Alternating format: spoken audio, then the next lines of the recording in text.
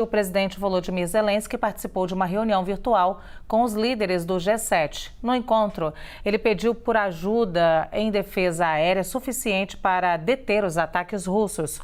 O grupo se comprometeu em apoiar a Ucrânia pelo tempo que for necessário.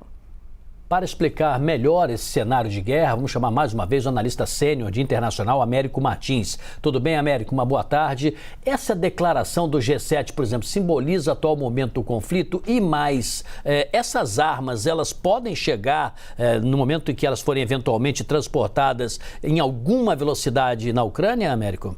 Boa tarde. Boa tarde, Sidney. Boa tarde, Luciana. Boa tarde a todos. Sim, Sidney, essa nota que o G7 soltou uma nota logo depois do evento de hoje, aí, do encontro de hoje, e foi uma nota muito dura contra o governo russo. Então, em termos diplomáticos, foi realmente duríssima.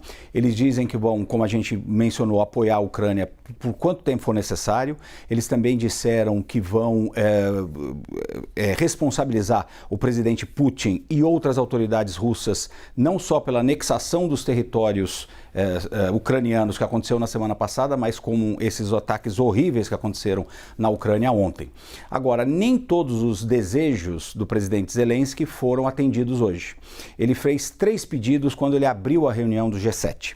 O primeiro era para ter mais armamentos. E, de fato, ele foi atendido. Isso, a Alemanha e os Estados Unidos já tinham prometido entregar mais armamentos de defesa aérea para a Ucrânia se defender desses mísseis russos. Foi atendido, muito bem atendido inicialmente. O segundo ponto diz respeito, ele defendeu a possibilidade de ter monitores internacionais na fronteira entre a Ucrânia e Belarus, porque eles estão vendo uma movimentação dos exércitos russos e da própria Belarus naquele território e existe um temor de que tenha uma nova invasão por aquela fronteira. Isso o Zelensky não conseguiu de forma nenhuma. E a terceira, que foi atendido em parte, ele pediu muito mais sanções contra os russos e falou explicitamente de uma sanção que seria um teto no preço do óleo russo. Então, se os países fossem comprar petróleo russo, teriam que pagar no máximo um determinado valor abaixo do mercado. Isso ele não foi atendido, embora o G7 tenha dito que vai aplicar mais sanções contra pessoas e o governo russo.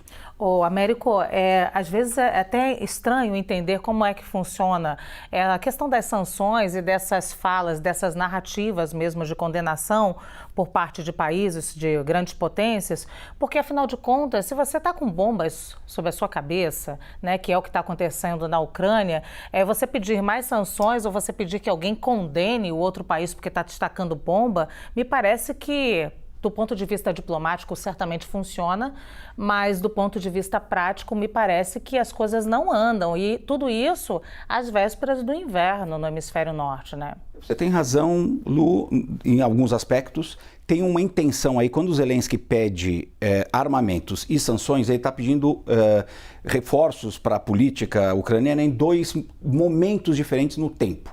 Armamentos imediatos, agora, já, para poder se defender. E sanções é uma esperança dele de que, ao longo do tempo, essas sanções que já vêm sendo aplicadas desde o início da guerra, vão conseguir ter um impacto tão grande na economia russa que vai parar ou diminuir muito o esforço de guerra russo. Então ele está pensando estrategicamente em 2 momentos. De fato, as sanções, as condenações não param os bombardeios que estão acontecendo. Ontem o Ocidente inteiro protestou contra os ataques russos e hoje os russos atacaram de novo. E amanhã provavelmente atacarão de novo. Mas ao longo do tempo é possível que, se essas sanções tiverem uma calibragem efetiva, ainda venham a diminuir esse esforço de guerra russo. Muito bem. Uma coisa para o futuro. Tomara que não seja um futuro tão longe, né? Porque a gente não aguenta mais falar dessa guerra nesse nível que a gente acompanhou nos últimos 2 dias. Infelizmente, não temos sinais que vai acabar rápido. É isso, Américo Martins, nosso analista sênior de internacional. Muito obrigada, Américo. Obrigado.